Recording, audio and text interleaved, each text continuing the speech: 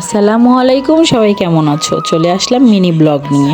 আমরা এখন যে জায়গায় আছি, যেটা দেখতে পাচ্ছ, এটা খুবই ভাইরাল একটা জায়গা, মুরাদনগর। কুমিল্লা মুরাদনগরে এই জায়গাটা একদম খুবই ভাইরাল। তো আমিও মিস করলাম না, ভিডিও করে নিলাম। যদিও আমাদের গাড়ি থামায় নাই, তারপরেও ভিডিও করে নিলাম। কেনাকাটা শেষ করে বাড়িতে যখন ফিরি তখন এই ঘটি গরম দেখি। তখন আমি নাজিফার বাবাকে বললাম, নাজিফার বাবা আমি ঘটি গরম খাবো, তুমি প্লিজ বাইকটা থামাও। নাজিফার বাবা বাইকটা থামাই, সেই সাইকেলওয়ালাটাকে বললো যে ভাই একটু দাঁড়ান, আমরা নিব। তো আমরা এটাকে খুলনাতে ঘটি গরম বলি, কুমিল্লাতে কে কি বলো একটু জানাবে প্লিজ, আমি জানি না অবশ্য। তবে ঘটি গরমের টেস্টটা খুলনার আর কুমিল্লার এক না। খুলনারটা অনেক মজা, এই ভাইয়েরটা খেয়ে আমার একেবারেই ভালো লাগেনি। কুমিল্লাতে দুই একটা দোকান ছাড়া, দুই একজনের রান্না ছাড়া আসলে আমার একেবারেই ভালো লাগে না।